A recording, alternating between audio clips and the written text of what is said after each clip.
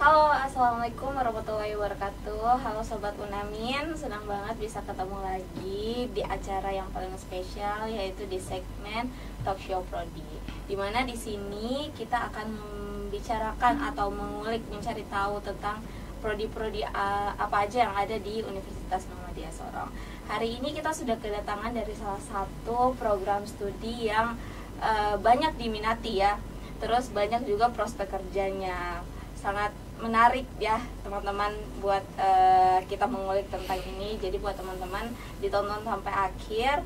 Dan kita saat ini sudah kedatangan dari kaprodinya dan dari alumninya. Sangat menarik ya, karena biasanya tidak ada alumni dan kaprodi. Hari ini langsung dari kaprodi dan alumninya. Selamat datang Bapak dari kaprodinya, yaitu Bapak dari kaprodi, yaitu ada Bapak Labasri. Ya. Halo Bapak Ya, Labasri. terima kasih. Ya. SOS dan MC ya Pak. MSI. MSI, sorry Pak. Terus ada dari alumni, yaitu Bapak Yulianus Ulim, SOS, MSOS. Selamat datang Bapak dua yang terima kasih sudah menyempatkan waktu untuk datang di acara Talk Show Prodi. Mungkin Bapak bisa memperkenalkan secara singkat dari kaprodinya, kemudian dari alumni kepada sobat Unamin yang sedang menonton. Ya. Assalamualaikum warahmatullahi wabarakatuh. Selamat siang ya, menjelang sore. Saya selaku Ketua Program Studi Sosiologi Universitas Muhammadiyah Sorong memperkenalkan bahwa program studi Sosiologi Unamin itu lagi berbenah terutama masalah kurikulum ya. Kurikulum karena saat ini kan kita lagi ada pada proses pengajuan reakreditasi program studi untuk bagaimana kita bisa mencapai unggul. Makanya kurikulum perlu dievaluasi untuk menyesuaikan dengan visi yang ada di kampus Unamin maupun di program studi itu sendiri. Mungkin seperti itu. Mungkin dari Bapak Yulianus. Iya. Selamat siang atau menjelang sore. Saya alumni dari Unamin Universitas Muhammadiyah Sorong, dan saya alumni dari program studi Sosiologi. Ya. Angkatan 2017 ya. 2012 sampai 2017 selesai. Jadi saya ada di program studi Sosiologi. Iya. Jadi Pak, saya panggilnya Bapak apa nih? Pak Yulianus? Bapak Yulianus ke? Iya, boleh. Pak Basri. Pak Basri, Ya. siap. Oke, jadi kita hari ini kita ngobrol tentang program studi sosiologi ya. Mungkin saya bisa tanya dulu ya dari Pak Kaprodi dulu ya. Pak, dari program studi sosiologi ini sudah berapa lama Pak di Unamin? Kalau mau bilang lama itu sekitar tahun 2022 ya. 22 itu sudah ada sampai sekarang, dan saat ini itu masih mempertahankan akreditasi B selama kurang lebih 3 periode berturut-turut, dan alhamdulillah kita lagi proses, lagi mau pengajuan untuk reakreditasi untuk yang disampaikan di awal tadi untuk mencapai unggul itu. Terus Bapak Yulianus, kesibukannya sekarang saat ini apa aja Pak? Iya, makasih. Ya. Jadi sekarang ini punya kesibukan adalah membangun salah satu komunitas yang disebut komunitas Wombit Malamoy Kabupaten Sorong. Dalam komunitas ini membina seniman dan budayawan asli Sorong, khusus di Tanah Moy, yang bakat dalam program budaya, sehingga sangkar-sangkar bisa hidup mengangkat potensi budaya yang tenggelam di atas negeri ini lewat program yang saya bangun karena asal saya dari program studi sosiologi. Dan setahu saya karena program studi dari sosiologi ini adalah ilmu kemasyarakatan. Dan dia bisa berkembang. Karena sosiologi adalah ilmu kemasyarakatan yang dari awal saya bakatnya dan programnya adalah budaya. Dan saya tidak bisa ambil jurusan yang berlawanan dengan saya punya fisik. Maka itu saya ambil sosiologi. Dari sosiologi itu ya saya berkembang dengan karya saya punya sanggar. Sanggar tari di Kabupaten Sorong adalah Sanggar Pabibili melalui Kabupaten Sorong. Dan kami pernah membawa nama baik Pemda Kabupaten Sorong 3 kali di Manokwari. Dan kami berhasil di Jakarta bertanding dengan 32 provinsi dan kami Kabupaten Sorong termasuk urutan 5. Wow, keren. Ya.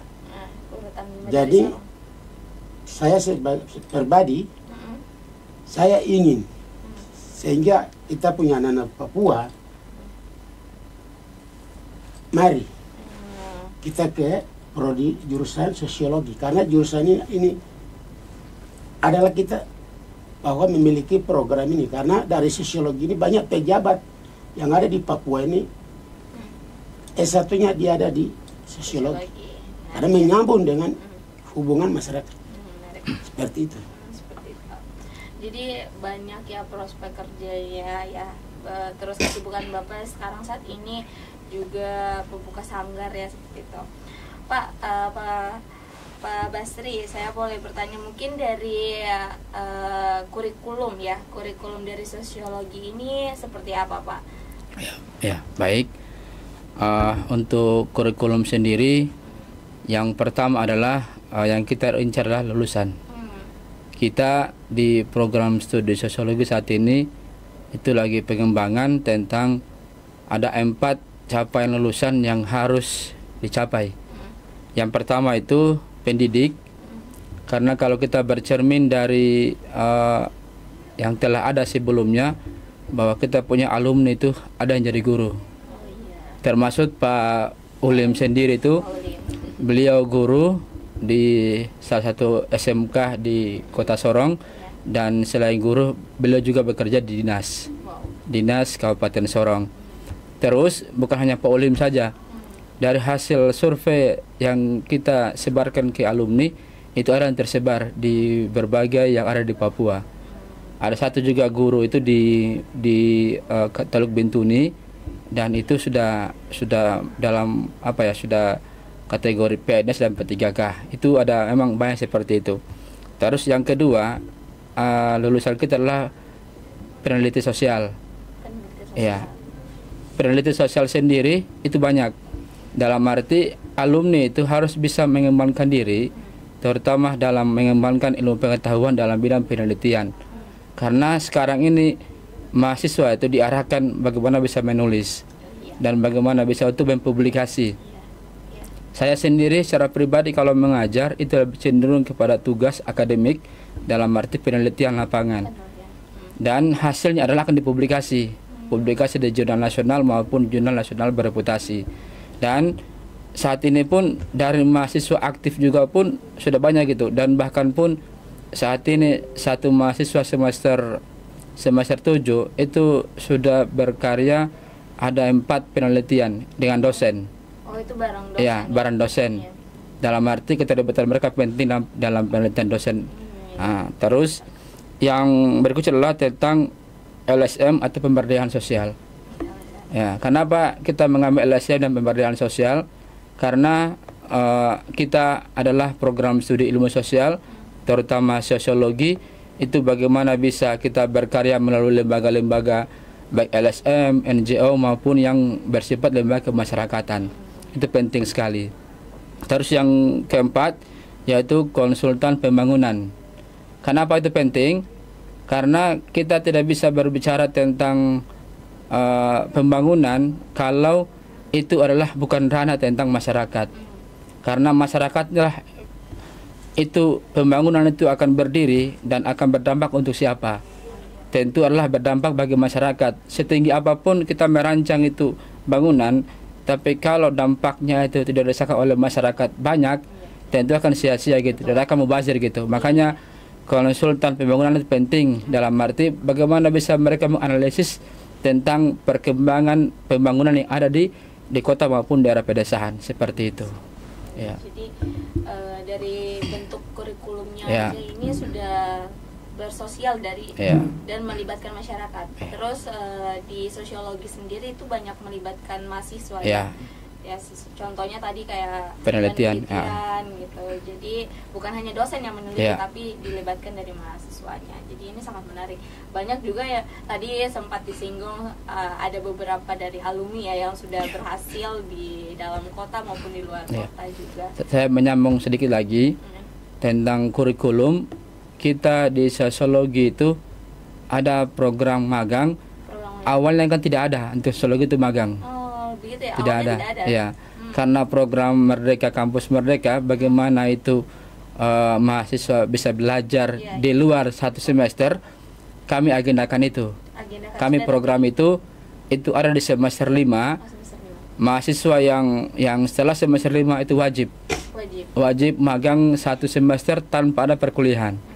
Dalam arti ada pada instansi mitra yang memang ditentukan oleh prodi atau diambil langsung oleh mahasiswa, di mana dia mau magang kita tempatkan di situ. Dan hasilnya itu adalah hasil dari mata kuliah dikonversi hasil magangnya itu. Ya kan sangat bantu sekali gitu. Dan kami juga memberikan kepada instansi magang, setelah magang tolong diberikan sertifikat, karena penting sekali sebagai pendamping ijazah di kemudian hari. Iya, betul. Sewaktu-waktu itu mahasiswa mau cari pekerjaan, bisa menggunakan sertifikat magang itu untuk dia punya pendamping ijazah. Jadi menarik ya. Jadi tidak sia-sia ya. Jadi program magang ini sudah berjalan. Ya, sudah berjalan kurang lebih 3 semester. 3 semester. 3 semester yang sudah mengikuti ini. Jadi banyak pengalaman dari mahasiswa sosiologi gitu yang sudah ada di sini.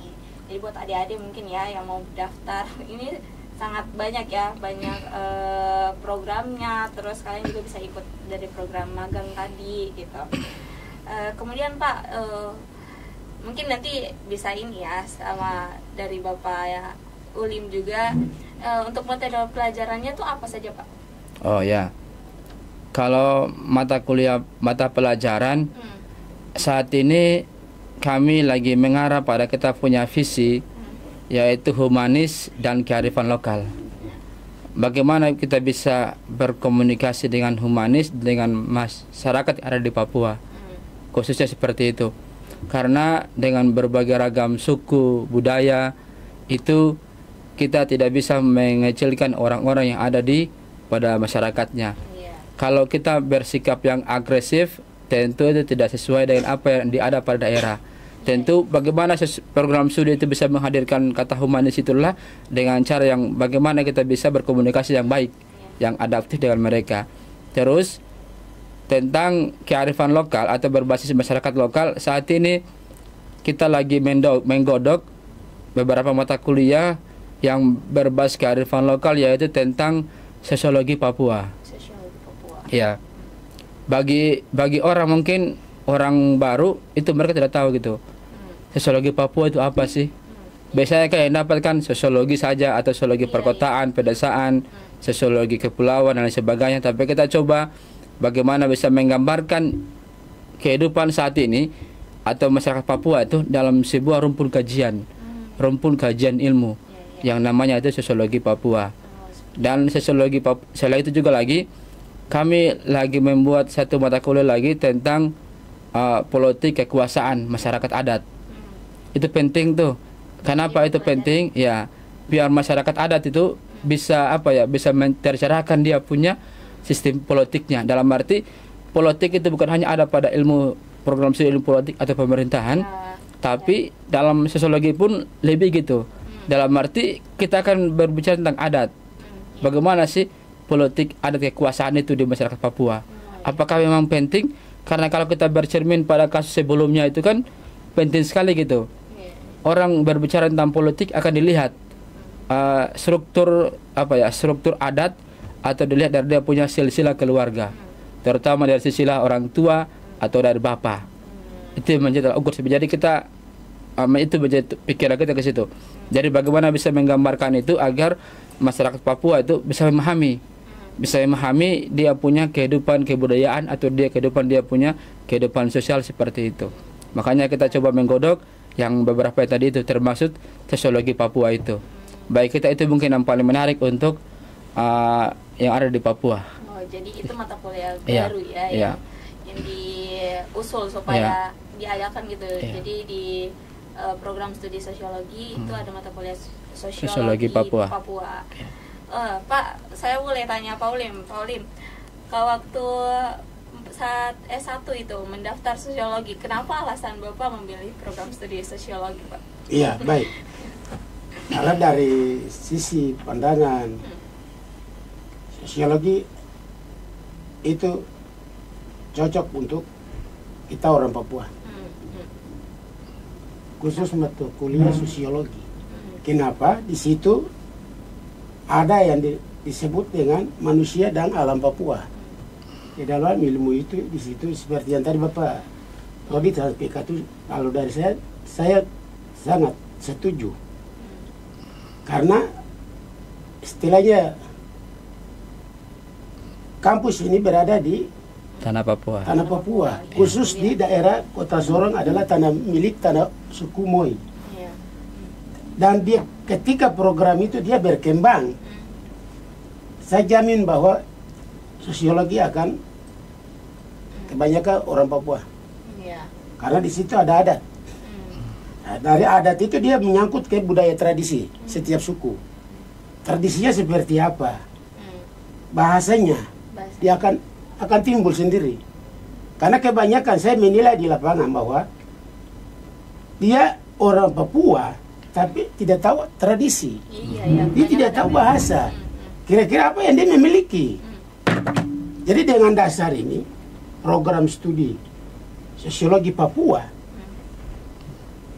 akan terjadi bahwa kampus UNAMIN akan berkembang ke depan dengan materi yang tadi sosiologi Papua. Sosiologi Papua. Karena di dalam itu sudah tercover Tercover. seperti yang tadi Bapak sampaikan tadi. Karena dalam didikan ilmu antropologi umum manusia memiliki 3 saja untuk jadi seseorang. Iya. Pertama, pergaulan, Pergaulan. pengalaman seperti yang tadi yang sertifikat segala. Iya. Yang ketiga itu ijazah. Ijazah, betul. Kalau dari 3 ini tidak ada, tidak akan bisa biar sarjana sampai double sampai apapun, tidak akan dikerjakan karena tidak ada pergaulan dengan suku yang lain. Iya. Kau merasa bahwa saya orang Papua, saya tidak bisa bergaul suku ini.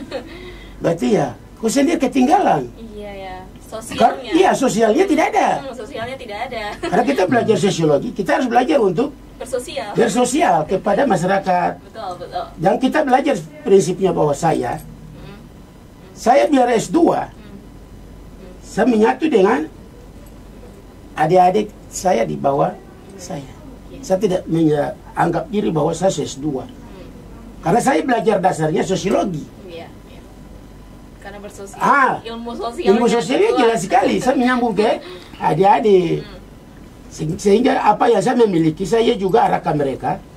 Besok selesai dari SMA, semua ambil sosiologi.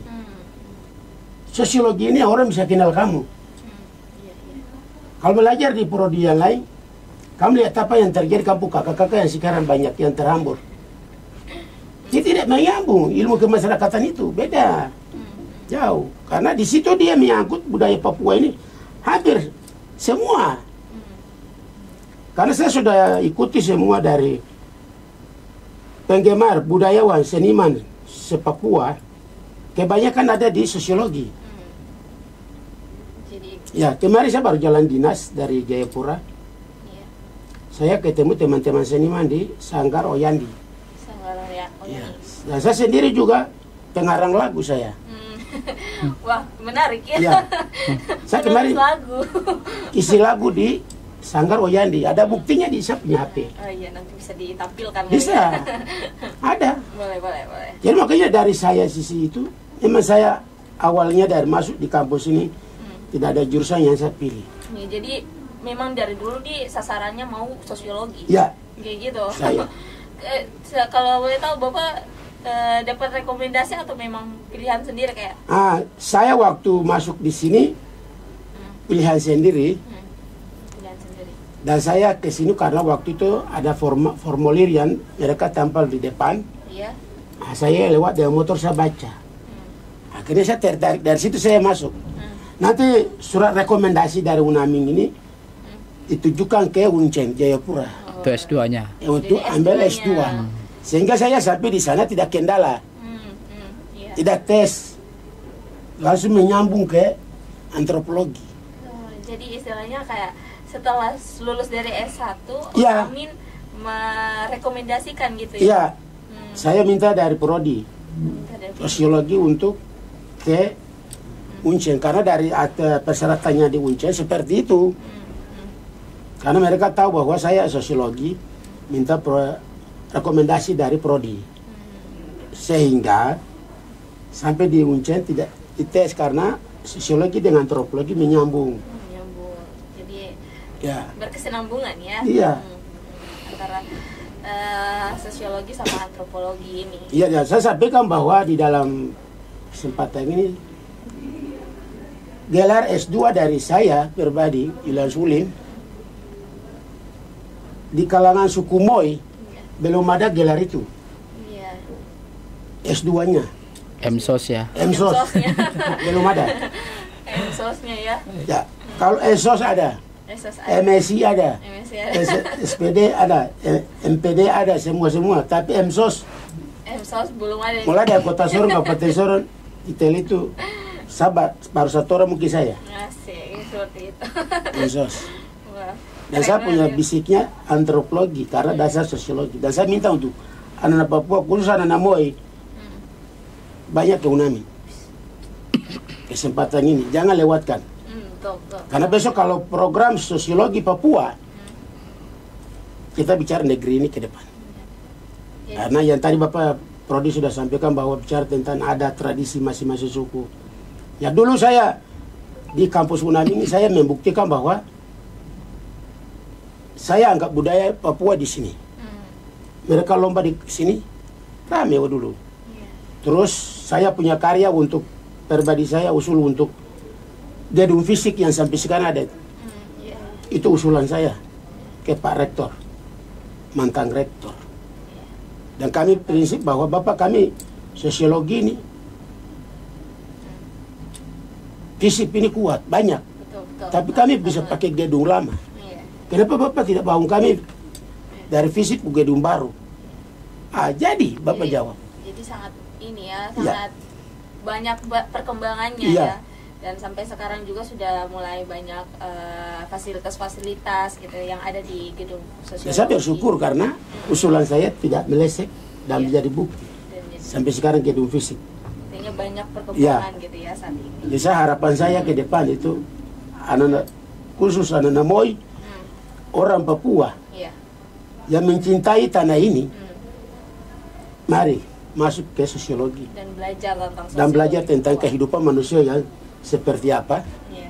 manusia tradisi seperti apa, manusia budaya seperti apa. Yang tadi saya sampaikan bahwa manusia dan alam Papua, Iya. manusia beda, alam Papuanya beda. Iya. Nah ini, jadi harus kita belajar di situ baru kita bisa tahu bahwa oh manusia ini seperti ini, alamnya seperti ini. Akan terjadi kalau kita magang ke lapangan membuktikan bahwa seperti ini. Iya. Iya, dan kita di bidang dinas pendidikan di kebudayaan kita banyak turun lapangan berdasarkan peninggalan dulu. Dia masuk di sagar budaya. Iya. Belanda, Jepang, mulai dari senjata segala macam. Seperti contoh seperti di Jayapura, museum. Peninggalan itu ada di situ. Nah, dia menyambung ke yang tadi Bapak sampaikan. Sosiologi Papua itu. Iya, jadi banyak perkembangan. Kalau besok berani terjadi, jurusan itu akan tiba di sini. Saya jamin 100% kebanyakan anak Papua ada dari satu jurusan itu. Keren teman-teman. Mungkin sekedar seperti itu dulu atau kita lanjut lagi. Betul, sangat menarik ya. Jadi dari Ya, seperti dari itu. di sosiologi Papua ini kan banyak yang dipelajari, bukan cuma masyarakat Papua saja yang mempelajari tentang itu. Jadi banyak anak pendatang juga yang bisa mempelajari tentang Papua. Jadi banyak yang harus kita pahami tentang Papua ini gitu, tentang Iya, sosiologi Papua. Pak, untuk tadi kan kita berbicara tentang banyaknya perkembangan nih di program studi sosiologi. Mungkin Bapak bisa jelaskan apa aja sih yang ada di fasilitasnya mungkin ya, yang ada di program studi sosiologi? Ya, kalau di kami, kalau fasilitas itu ada lab sosial, itu nanti akan diajarkan terkait dengan metode penelitian sosial, terus cara kita menggunakan in vivo dan lain sebagainya, menggunakan metode SPSS, karena dosen kami itu ada yang berkompeten di situ. Dalam arti metode penelitian kuanti itu menjadi pembelajaran yang memang diajarkan. Dan itu kita punya mahasiswa itu sudah ada yang menggunakan metode itu. Sudah hampir 2-3 orang saat ini yang lulus itu dengan menggunakan metode penelitian kuantitatif. Yang awalnya menjadi momok bagi kita ilmu sosial, sekarang itu menjadi tren gitu. Menjadi tren bagi mahasiswa UNAMIN, terutama program studi sosiologi. Terus selain itu berbicara tentang saat ini kami sementara menggodok bagaimana itu belajar menggunakan Smart TV. Ya, Smart TV itu penting. Kita tidak sibuk lagi dengan InFocus. Iya, betul. Kan gitu ya, memudahkan kita untuk belajar. Itu akan diterapkan di masing-masing kelas dan ada di kantor FISIP. Selain dari itu mungkin kelas yang diterapkan juga pun akan berbasis sosial, misalnya akan ada saya kayak kelas lapangan itu sering diterapkan oleh dosen yang mengajar, karena kalau kita hanya mengandalkan proses belajar di kelas itu mungkin menjadi bosan bagi mahasiswa. Makanya saya sekarang dorong untuk dosen kita belajar bukan fokus pada di kelas tapi di lapangan. Dalam arti ada mata kuliah memang yang dianjurkan untuk penelitian lapangan. Bila perlu kita berbasis riset gitu untuk mata kuliahnya. Dalam arti luar adalah data dari hasil penelitian. Terus kalau untuk yang lain mungkin umumnya kelas yang nyaman itu ada, lab komputer juga itu ada. Tapi pada intinya kita akan mau menciptakan lab sosiologi itu sendiri, ya, yang ada di FISIP. Mungkin seperti itu. Banyak fasilitasnya, Pak. Ya Pak, tadi Bapak bilang mungkin banyak penelitian keluar atau mungkin program-program keluar gitu. Apa saja mungkin yang program-program yang kayak penelitian, terus itu kemana aja tuh Pak? Ya, kalau penelitian kemarin itu ada kerjasama dengan Australia. Kita punya dosen itu satu dengan Australia, dan itu melibatkan mahasiswa, melibatkan mahasiswa untuk riset. Dan ini sangat berdampak sekali gitu, dan sangat berdampak sekali dengan para mahasiswa. Terus ada juga penelitian Diraja 4, itu sering kolaborasi antara dosen dengan mahasiswa, baik itu hibah penelitian maupun pengabdian, itu sering. Dan dari tahun ke tahun setiap pengajuan hibah dari sosiologi itu pasti ada yang lolos. Ya, karena memang tadi itu saya tidak ragu dosennya pun, saya tidak ragu dosennya, karena semua punya kemampuan dan muda-muda pasti lebih smart gitu, lebih orang bilang lebih lebih semangat, lebih kekinian, dan mereka lebih memahami tentang mahasiswanya, dan mereka mungkin lebih kompeten. Dan saya juga pun tidak ragu gitu, tidak ragu kepada saya teman-teman dosen, itu sebagai peluang atau ajang untuk kita bisa mengembangkan program studi ini ke depannya lebih maju gitu. Jadi banyak kegiatan ya. Saya juga banyak dengar tentang penelitian keluar, kayak mereka banyak yang berkegiatan di luar. Ini salah satu yang menarik ya. Jadi tidak monoton dan tidak membosankan belajar di sosiologi. Ya, mungkin saya tambahkan lagi, kalau untuk tentang minat dan bakat daripada mahasiswa, saya selalu dukung yang adik-adik yang punya potensi, baik itu badminton, bola voli, bola futsal itu saya sering dukung, dan saya sendiri itu sebagai pembina UKM. Pembina UKM bola voli, dan alhamdulillah setiap kompetisi yang ada di Sorong kita selalu ikut dan kita selalu menang. Itu dari UKM saya pembinanya, dan itu juga pun kerjasama, bukan hanya program studi sosiologi saja, tapi itu melibatkan dari semua program studi. Dan bola voli itu kita unggul di Kota Sorong. Jadi menarik ya, jadi banyak ini yang punya bakat-bakat buat adik-adik atau teman-teman yang mau mendaftar, yang punya bakatnya itu tidak usah diragukan lagi ke prodinya langsung nih. Dan bahkan pun saya juga lagi menggagas itu, lagi menggagas tentang potensi akademik, akademik mahasiswa yang punya prestasi. Kalau dia punya prestasi di semester ini, itu kita akan coba mengkonversi dia punya nilai jadi dari hasil yang dia berikan gitu. Dalam arti karena memang saya sudah terapkan, satu mahasiswa saya itu berkompetensi di bidang olahraga bola voli, dan saya akan jaga dia punya IPK pembelajaran. Dia mata kuliah saya selalu jaga, karena itu penting, karena kita sebagai dosen itu tidak bisa mempertahankan kita punya ego, terutama adik-adik yang punya bakat. Dan itu pun juga menjadi mereka punya minat yang memang disalurkan gitu. Kalau mereka punya kemampuan atau punya prestasi di semester ini, saya akan konversi dia punya nilai ke mata kuliah apa? Ya, ke mata kuliah yang memang bisa dikonversi, dalam arti yang memenuhi syarat. Dan itu pun dosen juga pun sudah mengiyakan itu. Sudah mengiyakan dalam arti selaras gitu. Karena kalau kita secara kaprodi mengkonversi, kalau dosen tidak mengiyakan kan tidak bisa. Tapi harus sejalan antara kita dosen, mahasiswa dengan dosennya. Jadi ini ya, yang punya prestasi itu tidak mata kuliahnya tuh tidak teori aja, tapi kalau misalnya punya bakat, prestasi atau bakatnya itu bisa dikonversi ya ke mata kuliah. Jadi tidak perlu ikut mata kuliah itu lagi gitu. Jadi sudah bisa dari prestasi yang dihasilkan gitu. Sangat menarik teman-teman yang mau masuk sosiologi, silakan aja langsung dicek ya di website. Terus Pak, mungkin tadi Bapak ya kan sudah banyak pelajaran ya yang atau mata kuliah. Yang paling Bapak suka waktu kuliah di S1 di Unamin itu, sosiologi itu mata kuliah apa yang paling Bapak suka? Iya. Jadi kalau kita membicara mata kuliah yang ada di sosiologi, hampir semua kita suka. Suka ya? Ya kita tidak bisa ambil salah satu tidak bisa, karena semuanya menyambung ke program studi sosiologi. Jadi makanya kita selesai tidak bisa bahwa kita ada di suka yang di sini yang tidak. Kita tujuan masuk ke program studi sosiologi, berarti dari mata kuliah itu kita suka semua. Karena tidak mungkin kita ambil satu yang lain, tidak mungkin. Berarti kita bukan ambil jurusan sosiologi.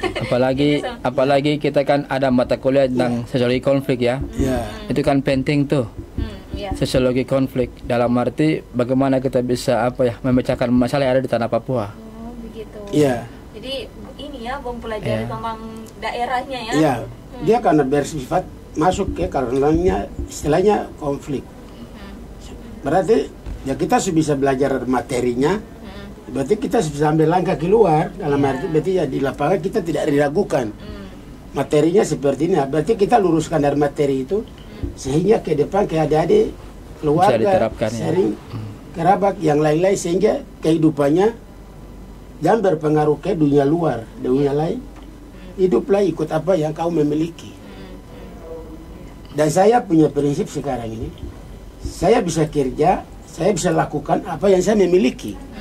Saya tidak bisa ambil orang lain punya untuk saya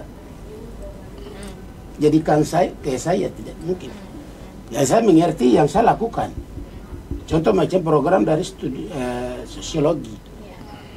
Saya tahu menyambung ke sana, ya itu sudah yang saya lakukan seperti di lapangan.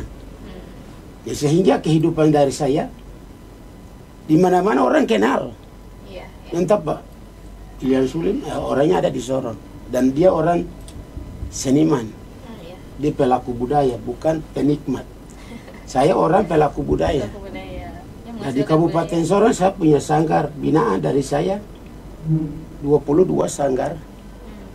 Di Sorong Selatan ada, di Maibrat ada, Banyak ya. di Raja Ampat ada, di Bintuni ada, di Timika ada, Iya. Jadi banyak sekali sanggar di yang Tambrau ada. dihasilkan ya. Ya, Hmm. itu pembina-binanya dari saya. Apa yang saya memiliki saya juga bagikan ke adik-adik, sehingga pengertian daripada sosiologi itu mereka mungkin mereka punya anak-anak ketika mereka tamat dari SMA, orang tuanya bisa arahkan bahwa kamu ke studi ini, program studi sosiologi ini, karena dia punya kehidupannya seperti contoh dari kamu punya bapak. Iya. Nah, hidupnya begini. Makanya dari sisi itu saya juga ajarkan ke mereka sehingga mereka memahami itu. Iya. Ya. Jadi dari kita keluarga, saya punya anak yang tua, dia sosiologi. Sosiologi lagi ya. Kemarin dari situ dia panggil dia punya teman, ada 6 orang. Kemarin mereka tes pegawai semua lolos. Keren banget ya. Jadi semuanya sosiologi nih. Semua sosiologi. Pas tes. Semua lolos. Hmm.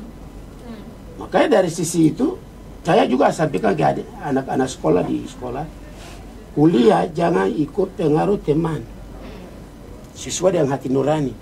Dalam kategori budaya yang disebut dengan kata seni.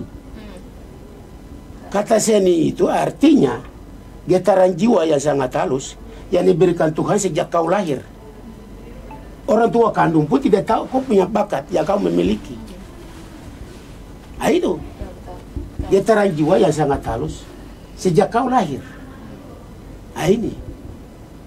Jadi, bakat yang kau memiliki itu susah untuk diputar ke arah manapun, tidak bisa.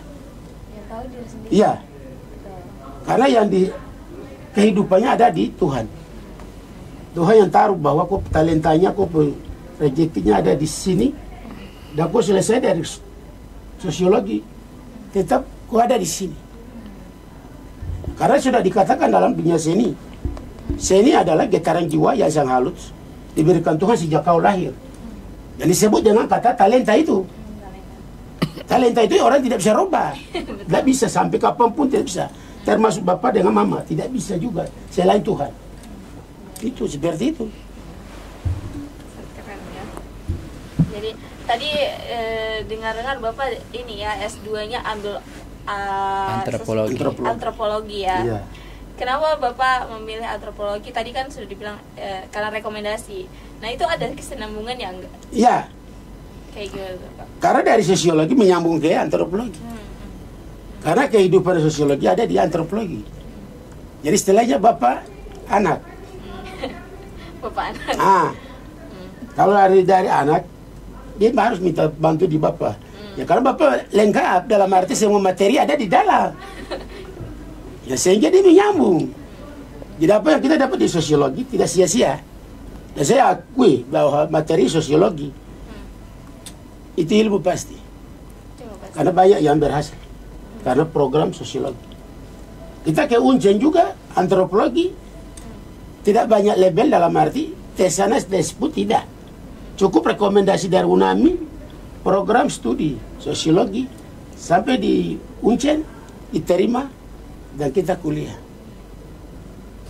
Jadi Seperti itu. hanya butuh rekomendasi dari Iya. UNAMIN ya. Kalau sosiologi, kalau kuliah di antropologi, jadi nyambung. Jadi nyambung. Ya tidak bisa ya, langsung menyambung. Menarik sangat. Nah, sehingga dosen di sana bilang Pak Ulim, kemarin saya berhasil dengan nilainya hukum laut, Hukum laut. ya nilai tertinggi. Cuma tidak belajar pakai laptop, saya pakai HP. Kemarin pas kebetulan kita kuliah corona, Lagi corona ya pas ya, S2 kita kuliah jarak jauh. Tapi dari dosen doakui Bapak Ulim betul-betul bisiknya budaya toh. Budaya. Dan Pak Ulim adalah pelaku budaya, bukan penikmat.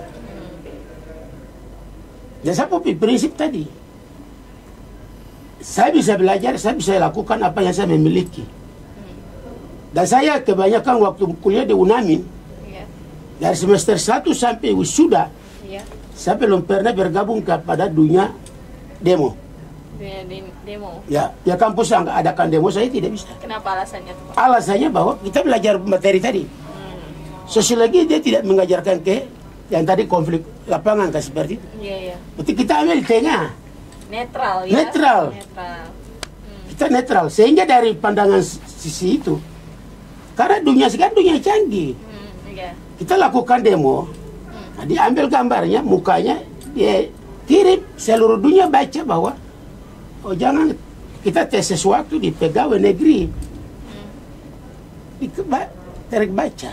Iya, terbaca ya, Ya, Pak, ya. oh, Udah terekam. terekam semua, tidak bisa. Kan aturan baru. Ya. Yang banyak demo istirahat. Ya kok sarjana lagi istirahat. Karena merusak kan citranya dari pemerintah itu. Iya. Sedangkan dari bidang studi yang kita belajar, dia tidak jurusan ke situ. Tidak mengajarkan seperti Kita itu. tidak. Apa yang sosiologi ajarkan, memang sistemnya lurus. Netral. Sehingga ke depan, oh, kok bisa jadi manusia? Memang kita sudah jadi manusia, bukan manusia yang sekarang yang begini, bukan. Ke depan kok pekerjaannya apa ini? Gitu. Dan pribadi saya seperti itu. Saya punya kehidupannya seperti itu. Makanya saya kuliah juga tidak bisa ambil jurusan sembarang. Apa yang saya ingin itu sudah. Saya lebih nyambung kepada sosiologi dengan antropologi. Mungkin seperti itu. Sangat menarik. Pak, Bapak Basri boleh mungkin dari tadi kan banyak banget ya yang sudah dari Bapak pekerjaannya menciptakan seni, membuka sanggar, terus bekerja juga di dinas pendidikan ya, di bagian kesenian juga. Dari program studi sosiologi sendiri ini sebenarnya setelah lulus nih kemana, Pak? Apa aja prospek kerjanya? Ya, baik. Itu apa ya yang menjadi pertanyaan dari semua Iya.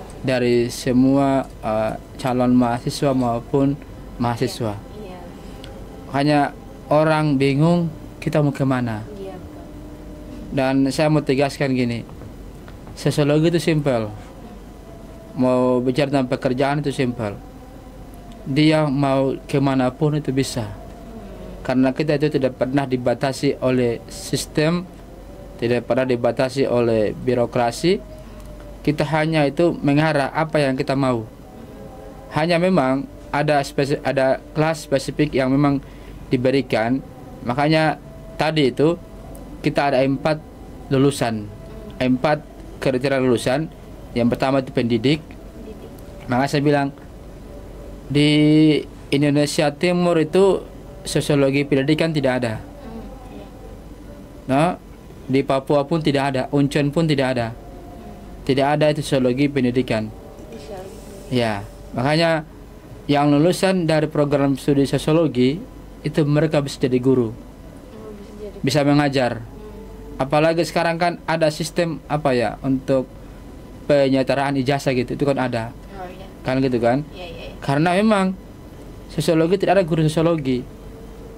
Jadi kalau SMA, SMK mau memerlukan sosiologi, ya itu diambil dari kita punya alumni. Iya, jadi dari Kan lulusan. gitu. Ya, dari lulusannya gitu. Jadi jangan takut jadi guru.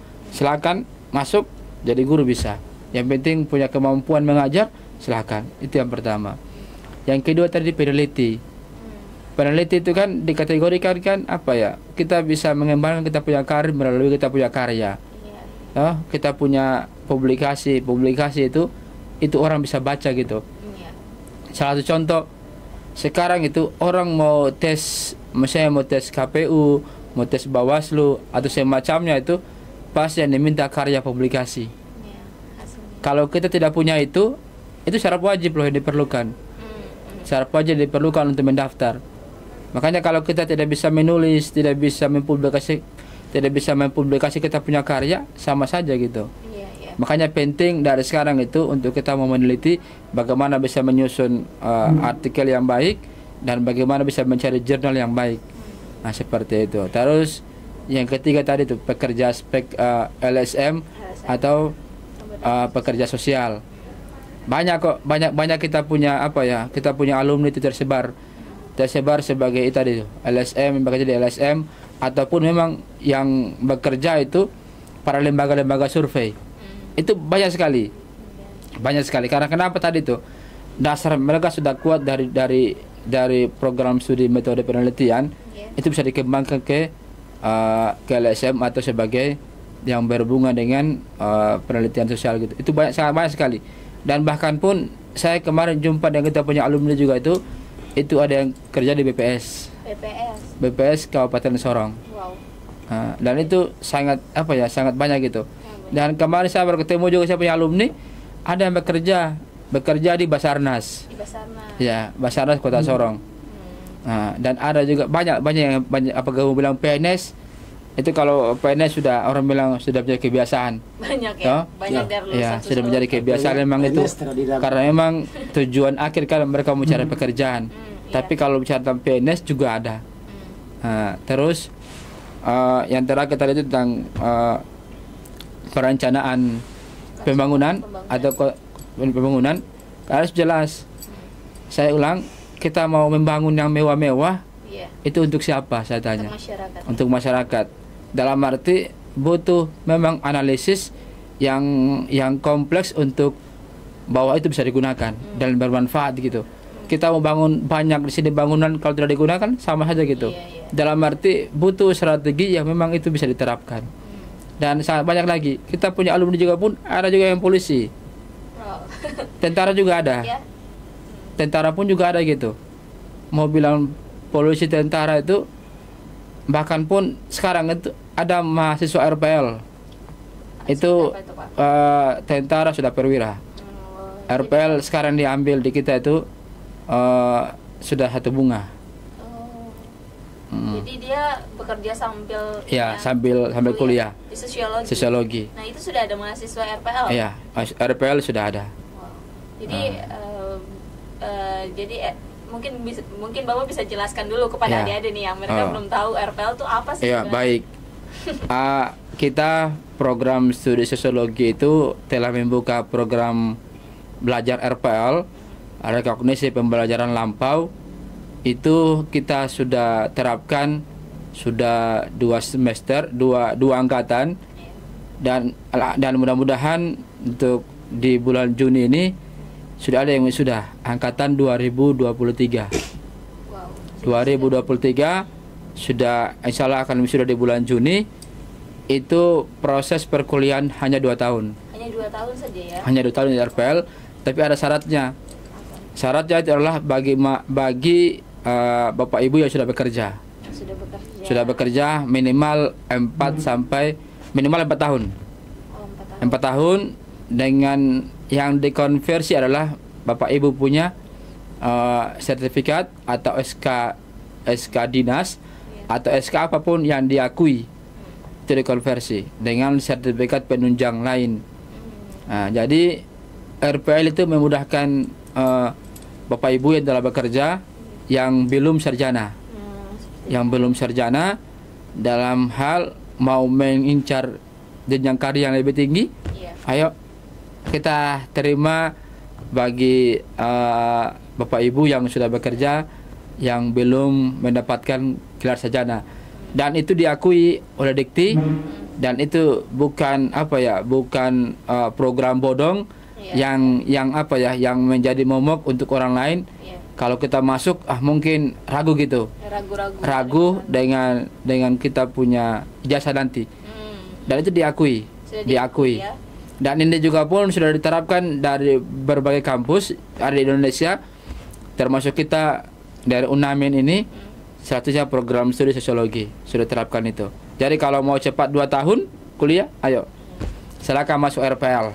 Sangat singkat kuliahnya. Biasanya orang kuliah 3 tahun atau 4 tahun, ini 2 tahun. Mungkin aja. Saya ini lagi ya tentang pembelajarannya. Pembelajarannya seperti apa tuh, Pak? Di kami ada online, ada offline. Bagi mungkin Bapak Ibu yang sibuk dengan pekerjaan, kita bisa online siang ataupun malam. Bisa kita online. Tapi walaupun online, tetap minimal harus ada tatap muka. Entah itu nanti mau 1 kali dalam setahun ataukah per semester, tapi adalah wajib ada pertemuan.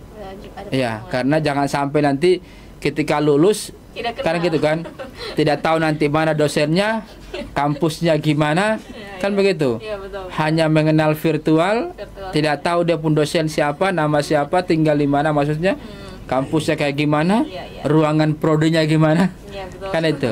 Makanya walaupun kita online, wajib tatap muka, dan kami sudah terapkan kuliah online bagi kelas RPL. Jadi, Dan mungkin tambahan juga kita lagi rayu nih. Lagi rayu terus terang saja nih. Lagi rayu wali kota, wakil wali kota Sorong untuk ambil RPL di Unamin. ya sih. Mungkin itu bisa sebagai apa ya? Sebagai daya tarik untuk Iya, ya. untuk kita untuk merayu Pak Wali Kota. Silakan Pak, kita menunggu Bapak untuk ambil RPL di kampus Unamin. Ya sih. Ya. Jadi itu mungkin ya buat Bapak Ibu ya. Ini bukan adik-adik karena yang sudah bekerja 4 tahun.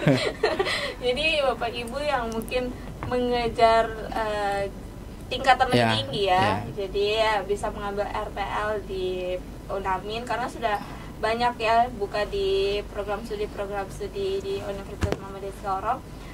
Salah satunya juga di sosiologi dan ini sudah mau menghasilkan alumni ya. Ya, Pak. Insya Allah tahun ini. Tahun ini sudah yang wisuda. Insya Allah tahun ini bulan Ya, bulan Juni. bulan Juni. Jadi sudah menghasilkan alumni dan itu tandanya berarti sudah ada pengalaman dan sudah mulai berkembang gitu ya. Jadi buat teman-teman jadi Bapak Ibu ya. Karena RPL ini yang sudah bekerja atau kakak-kakak yang mau bekerja sambil kuliah dengan waktu yang sangat singkat 2 tahun bisa ambil RPL di Unamin di Universitas Muhammadiyah Sorong. Jadi ini banyak banget programnya, terus pembelajarannya juga Bisa online, bisa offline. bisa online, bisa offline gitu, sangat menarik. Dari mungkin keistimewaan ini mungkin dari Bapak sama Bapak Kaprodi sama Pak Ulim juga bisa kasih keistimewaan dari program studi sosiologi ini itu apa aja Pak? Keistimewaannya adalah terutama saya mengambil dari mata kuliah. Kenapa saya bilang istimewa? Karena secara institusi kami itu sangat mengidam-idamkan itu masyarakat Papua. Terutama saya orang yang mengajar di program studi sosiologi, dosen di sosiologi, itu saya mengidamkan itu. Bahwa untuk masyarakat Papua itu penting untuk kita belajar tentang karakter, tentang budaya, tentang peradaban. Karena itu penting sekali, karena kita ada di Papua, itu wajib. Wajib kita harus mengetahui dan belajar tentang seluk-beluknya. Dan mungkin saja yang disampaikan Pak Ulim tadi, yang orang Papua mungkin saja dia tidak tahu tentang dia punya kebudayaan atau tentang dia punya kehidupannya seperti apa.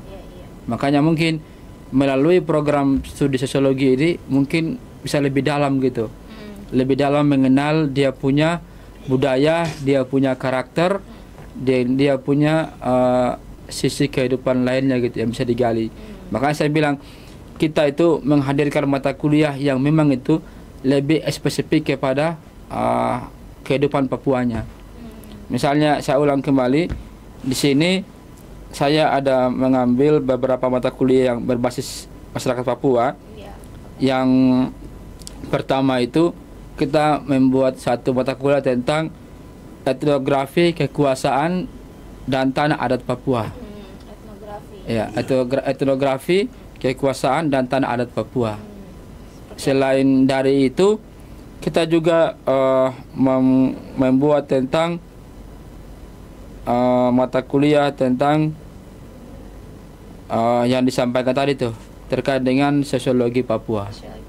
Ya. Bagi saya itu mungkin sangat baru dan sangat menarik mungkin untuk dikaji. Karena kalau kita bicara Papua kan luas. Betul. Tapi secara kemasyarakatan itu wajib kita belajar. Dalam hal bahwa masyarakat Papua bukan kita hanya mendengar, mendengar dari sesama orang Papua saja, tapi mungkin kita bisa belajar gitu secara ilmunya. Itu seperti apa gitu. Dan ada sebenarnya banyak memang apa ya tentang mata kuliah yang memang diajarkan di di apa ya, di sosiologi ini. Ada juga lagi tentang kearifan lokal dan sistem nilai adat Papua. Nah, tentu kan sangat berkaitan sekali. Maka saya bilang untuk adik-adik Papua yang mau mencari jenjang ilmu yang lebih tinggi ke S1, sosiologi pilihannya. Dan kami tidak pernah mengkecilkan hati anak-anak Papua.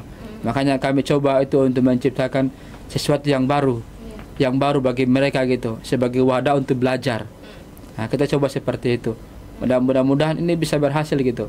Karena tanpa dukungan dari mereka juga pun kita tidak bisa gitu. Nah, dan saya sering berpikir bahwa anak-anak Papua itu wajib diberdayakan, terutama dalam sisi pendidikan. Mungkin seperti itu. Seperti itu. Mungkin dari Bapak Iya. keistimewaan Dari saya tadi Bapak Rodi sudah sampaikan itu sudah sangat jelas ya. Iya. Jadi itu beliau sudah mengajak kita anak negeri ini.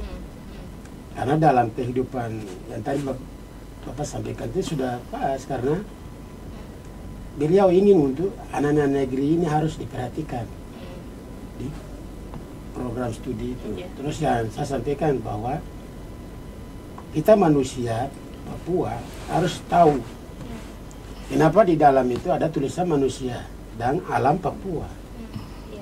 Kalau dia orang Papua, ya dia tahu apa yang dia memiliki.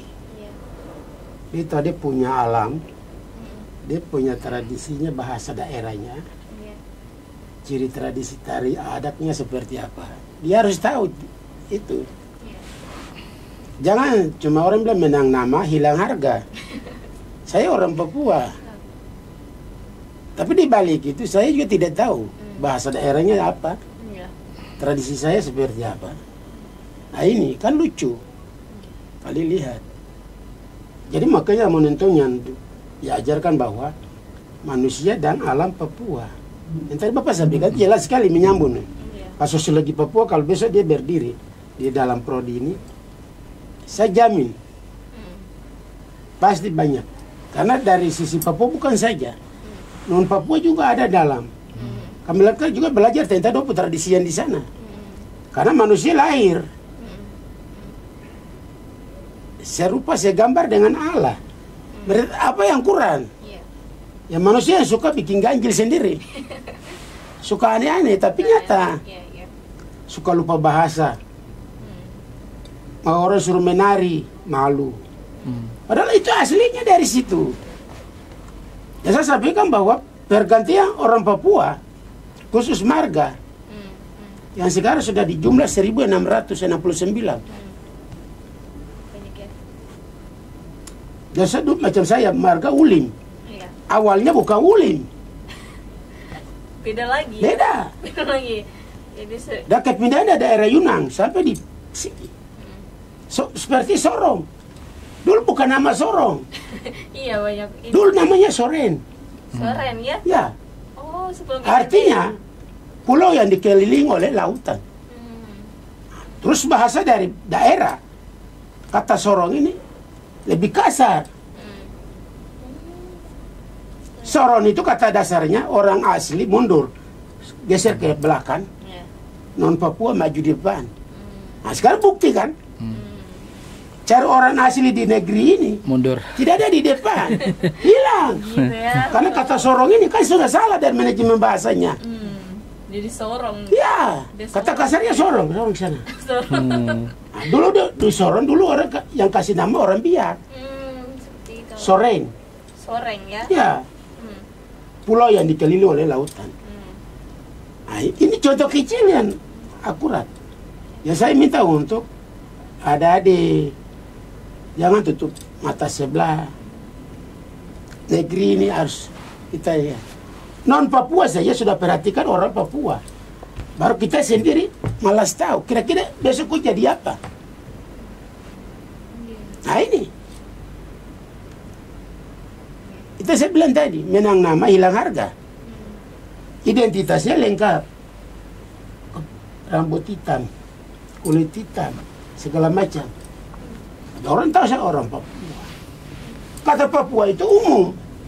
Dipersempit lagi menjadi suku. oh ini suku Moy, ini Maibrat, ini Temnapuan, ini Tambrau. Bedanya dari mana? Bahasa. Bahasa ya. Dari bahasa baru orang bisa kenal. Oh, Aimaru begini. Bahasanya oh Aimaru. Kalau Moy bicara orang tahu, oh ini orang Moy. Kalau tidak tahu bahasa, orang bisa tahu, wah, ini orang Papua mana nih? Kita bingung. Nah ini. Jadi kan saya sampaikan bahwa sosiologi besok dia sudah kembangkan satu prodi lagi yang diganti dengan sosiologi Papua. Saya jamin bahwa kampus UNAMI pasti orang Papua yang lebih banyak. Karena belajar tentang tradisi mereka masing-masing ke depan. Sehingga kehidupannya tidak baku tabrak dengan keluarga. Karena dari sisi budaya itu, kita bisa mengenal apa yang disebut hubungan keluarga. Saya punya adik, saya punya keluarga. Jadi tidak berada berhubungan dalam sisilah permasalahan. Ada kalanya kebanyakan yang terjadi di Papua ini kalau tidak belajar tentang struktur dari stabilitas kehidupan orang Papua yang sebenarnya, kakak bisa kawin adik, terjadi. Om bisa kawin anak, karena tidak tahu tradisi itu. Ya, makanya kita belajar dari sosiologi ini. Sosiologi mengajarkan untuk ke depan yang cerah. Dan bukti bahwa sekarang Bapak pemerintah yang kita sekarang di Sorong ini, Provinsi Papua Barat Daya, Bapak Elisa Kambu, Esos, itu sosiologi. Dan orang sosiologi kita kenal mukanya, kehidupannya kita tahu, oh, ini orang sederhana, berarti orang sosiologi. Jelas. Yang hidup kasar-kasar, oh bukan. Ada ciri khasnya ya. Itu lain. Ya, ketahuan betul. Jadi orang tetap bisa nilai. Ibu guru di sekolah juga seperti itu. Cuma ya tambah S2-nya itu yang beda. Dasar sosiologinya sosiologi. Jadi kita kenal, oh kayak Bapak Elisa Kambu, contoh Pak Gubernur sekarang. Orangnya sederhana. Tidak kayak yang pernah terjadi. Beliau ya orangnya santai. Suka menghibur, suka menyanyi. Ya, sosiologi itu kentara betul orangnya. Jadi di saat ini mungkin saya sampaikan bahwa dengan kesempatan ini jangan lewatkan. Kesempatan cuma datang satu kali, tidak terulang-ulang. Ya kita ya alumni, saya pribadi saya rasa bahwa sosiologi itulah kehidupan. Jadi tadi itulah keistimewaannya ya, sangat istimewa sekali dari sosiologi ini, karena Papua ini kan orang bilang surga kecil, surga di dunia, surga yang jatuh di dunia gitu. Kalau tidak belajar kan tidak tahu surganya yang mana. Iya betul, jadi sangat luas ini, jadi tidak tahu, tidak bisa merasakan gimana rasanya surga. Nah itu dipelajari di sosiologi ya, karena di sana mempelajari tentang sosiologi Papua juga, jadi merasakan mempelajari surganya dunia, karena banyak keistimewaan yang ada di tanah Papua ini yang sangat luas, dari berbagai bahasa, terus budayanya, adat istiadatnya, seperti itu. Jadi semua dipelajari di sosiologi ya, sangat menarik sekali. Mungkin sangat banyak ya tadi yang sudah kita sharing-sharing. Mungkin dari Bapak Kaprodi mungkin ada yang pengen disampaikan dulu penutup ya. Iya, atau mungkin ada yang mungkin ajakan dari kepada teman-teman atau Bapak Ibu.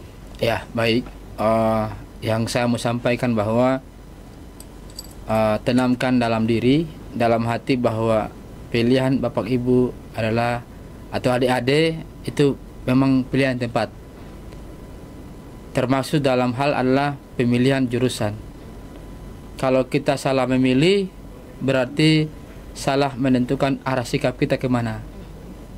Mari belajar tentang visi misi dari prodinya atau arah pengembangan prodinya. Termasuk di kami itu program studi sosiologi sendiri itu bagaimana bisa menghadirkan itu, menghadirkan yang terbaik bagi alumni maupun siapapun yang belajar. Secara fasilitas atau keunggulan di kami juga pun ada penawaran beasiswa bagi adik-adik yang mau kuliah. Saat ini kan lagi momentum nih, momentum pendaftaran mahasiswa baru. Iya. Dan ini bulan ini gelombang pertama terakhir ya. Iya, bulan Mei ya, bulan Juni ya. Iya. Gelombang pertama, silakan adik-adik yang mau mendaftar silakan, dan untuk beasiswa juga terbuka bagi adik-adik, dalam arti keluarga yang tidak mampu secara ekonomi itu kami siap memberdayakan adik-adik dalam kuliah. Sekaligus juga mungkin adik-adik yang awalnya mungkin juga hanya fokus belajar di kelas, kami juga pun menawarkan adik-adik untuk belajar di lapangan, atau adik-adik mau mengenal tempat kerja langsung, kami sediakan 1 semester full untuk adik-adik magang pada tempat yang memang menjadi pilihan adik-adik atau kerjasama dengan program studi atau universitas. Kami tempatkan di situ, dan itu juga pun sangat bermanfaat bagi adik-adik ketika nanti setelah lulus mungkin juga bisa menjadi mitra untuk tempat adik-adik punya pekerjaan nanti. Siapa tahu mungkin diperlukan dari instansi adik-adik magang untuk pekerjaan, atau kurang orang untuk bekerja, mungkin bisa diambil. Terus dari sisi adik-adik mau kemana setelah lulus, itu sudah tergambarkan sangat jelas bahwa mau bilang PNS itu semua bisa. Siapapun dia itu punya hak yang sama. Hanya kan masalah nasib tidak ada yang tahu. Kan gitu kan? Semua kembali ke masing-masing orang punya kehidupan. Kalau kita mau memilih program studi yang baik untuk adik-adik atau yang paling terkenal menurut adik-adik, belum tentu adik-adik jadi seperti itu. Belum tentu. Tapi kalau kita berbicara tentang sosiologi, tentang masyarakat, kita bisa paham betul. Bisa paham betul tentang dinamika, tentang kehidupan, dan bahkan pun tentang kehidupan daripada adik-adik punya kehidupan nanti. Dalam arti setelah kuliah pastilah berumah tangga. Itu juga penting sekali untuk belajar gitu. Karena pekerjaan itu bukan hanya di kantor, tapi juga di rumah. Dalam arti kita bisa mengetahui betul tentang kehidupan keluarga seperti apa. Nah, yang terakhir, ayo bagi adik-adik atau ibu-ibu, bapak-bapak yang kelas RPL yang berminat, saya selaku ketua program studi menyambut baik bagi bapak ibu yang mau mendaftar. Silakan. Yang belum ada ijazah sarjana yang sudah bekerja, silakan mendaftar di program studi sosiologi. Hanya 2 tahun saja. 1,5 tahun itu ada pada metode pembelajaran, atau ada pada kelas atau pada mata kuliah. Sedangkan 1 semester Bapak Ibu penelitian di lapangan dan menyusun proposal skripsi. Dan itu menjadi kewajiban daripada semua calon mahasiswa sebelum sampai pada ujian skripsi atau mendapatkan gelar sarjana. Mungkin seperti itu. Mungkin dari Pak Lim Ya. saran buat teman-teman atau adik-adik. Jadi yang kesempatan ini ada adik bapak-bapak yang sudah pegawai negeri yang belum punya sarjana, jangan lewatkan. Ini saatnya datang ke sosiologi di Universitas Muhammadiyah Sorong. Ya, saya sudah awal sampaikan bahwa kata seni adalah getaran jiwa yang sangat halus, diberikan Tuhan sejak kau lahir. Jadi talenta itu, bakat dan pekerjaan itu ditentukan oleh Tuhan, tidak ditentukan oleh manusia. Jadi ingat, datang ke sosiologi pasti bisa. Oke, sosiologi pasti bisa. Keren banget teman-teman semua, sobat Unamin. Jadi itulah tadi kita sudah sharing-sharing banyak ya tentang program studi sosiologi ini. Mungkin teman-teman yang mau bertanya lebih lanjut bisa aja langsung ditulis di kolom komentar, atau nanti bisa di follow ya. Ada akun Instagramnya Pak? Belum ada, sementara belum. proses. Ya, atau enggak langsung aja bertanya di Universitas Muhammadiyah Sorong, akun Instagramnya di Unamin Official. Di situ juga ada link pendaftarannya, karena pendaftaran gelombang 1 sampai tanggal 31 Mei. Jadi buat teman-teman jangan sampai ketinggalan untuk pendaftaran gelombang 1 gitu ya. Mungkin terima kasih banyak Bapak Pak Koprodi, Pak Basri, sama Bapak alumni Bapak alumni Pak Yulianus sudah berkesempatan untuk hadir di acara talk show Unamin, yaitu talk show sharing-sharing tentang program studi sosiologi. Mungkin teman-teman atau Bapak Ibu yang masih bingung, masih galau pilih program studi apa untuk melanjutkan pendidikannya, mungkin ini sosiologi bisa jadi jawaban dari kegalauan semuanya gitu. Mungkin sebelum kita tutup nih Pak, biasanya kita ada segmen satu kata untuk Unamin. Jadi mungkin dari Pak Yulianus dulu, ke satu kata untuk Unamin, atau dari Pak Koprodi? Ya. Bapak. Dari Pak Koprodi. Bapak buka jalan dulu. Bapak buka jalan. Ikut. Ya, saya lebih cenderung ke kita punya visi untuk sosiologi Unamin ya. Itu humanis, karena visi kita adalah humanistik. Terus adalah memberdayakan semesta, atau lebih cenderung pada memberdayakan masyarakat lokal yang ada di Papua. Ya. Jadi humanis dan pemberdayaan masyarakat lokal. Pemberdayaan masyarakat lokal. Dari Bapak Ulim, Bapak Yulianus Ulim, satu kata untuk Unamin. Iya. Jadi pesanan saya dari kata-kata terakhir dari kami sebagai alumni, pesanan pada semua keluarga, adik-adik, tante-tante yang belum punya ijazah sarjana, mari datanglah kepada Universitas Muhammadiyah di jurusan sosiologi. Oke, terima kasih Bapak. Jadi satu kata untuk saya ya, dari saya satu kata untuk Unamin, hebat. Oke, terima kasih Bapak yang sudah sharing-sharing, sudah datang di sini. Semoga apa yang sudah disampaikan bisa diterima dan jadi jawaban ya buat teman-teman yang masih galau. Terima kasih lagi sekali lagi Bapak. Saya Zahra. Assalamualaikum warahmatullahi wabarakatuh. Saya Zahra. Waalaikumsalam.